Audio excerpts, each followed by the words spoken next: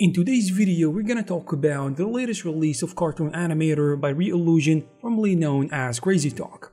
I remember back in the day trying to animate any face I find online, in addition to my family, friends, and so on. But since then, Crazy Talk has now come a long way in becoming Cartoon Animator. We actually did a review on Cartoon Animator 4 back in June if you want to check that out. Also, Reillusion held the 2022 Cartoon Animator Animation at Work contest, which lasted 2 months with the participation of amazing artists from all over the world, with more than 169 submissions that spanned over so many fields like commercials, art, education, vlogs, and so on. All the animations were stunning, really showcasing the potential of Cartoon Animator, and the good news is that Reillusion announced that Crazy Talk Animator 5 is coming soon. In today's video, I will take a look at some of the new exciting features it will introduce once it hits the shelves.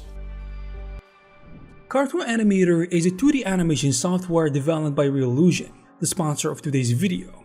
It tries to cater to both beginners and professionals, and this upcoming installment of the software is no different. This version is promising a lot of powerful tools and features that will enable you to bring your vision to life, whether you are a professional or just a hobbyist. This time around, Cartoon Animator 5 is gonna focus more on animation productions and enhancing what Cartoon Animator is and elevating its unique techniques.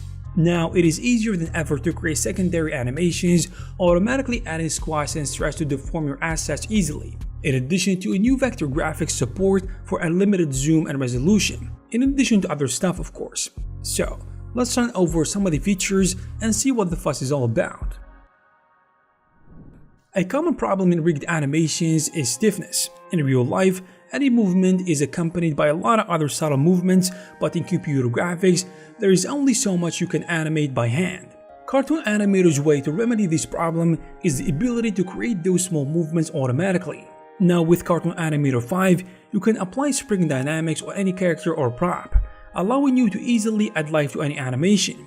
Whether it is motion data, live mocap, or face puppet, you can easily take advantage of the natural flowing effects, especially for hair and accessories. You can add some bones to different spring groups, and you can easily see secondary animations based on the character's movement. In addition to that, you can add spring presets to props and characters, but you can also have the controls to fine-tune parameters like speed, gravity, and angle constraints for loose or tighter flow-through behavior.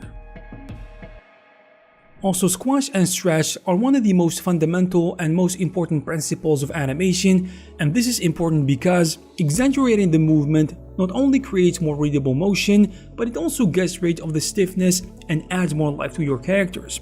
Freeform deformation, or FFD in short, is a tool that allows you to overlay more exaggeration and distortion effects to your animations. Now, you have an FFD editor next to the timeline. You can easily drop a lattice object on top of your bone animation, either by applying one of the many presets it provides, or you can animate and tweak the effect manually to your heart's content. And the powerful thing about FFDs is that you can layer multiple instances of them on top of each other and apply them for motions. You can mix different motions with the same animated FFD, or apply different FFDs to the same motion, which allows for infinite possibilities. One important thing to know is that CDA5 now supports vector graphics, because now you can import SVG vector assets, no matter where you get them from on the web, or even if they are custom made by any other vector software such as Illustrator, CorelDRAW, Infinity Designer, Inkscape, and so on. This enables you to create massively scalable scenes where you can zoom in and out without compromising or worrying about quality. Unlike raster pixel-based images, Vector looks great in micro or macro view with minimal memory demand, and you can even adjust the quality in the viewport from the setting window for smoother workflow, but the rendered result will always be at maximum resolution.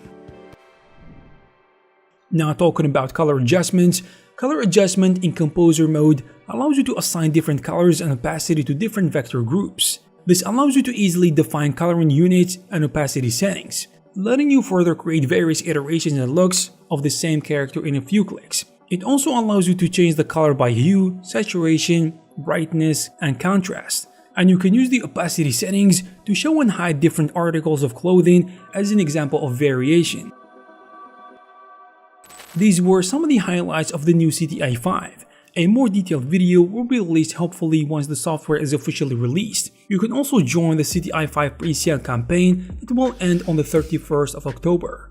If you are interested in Cartoon Animator 5, you will find the necessary links in the description.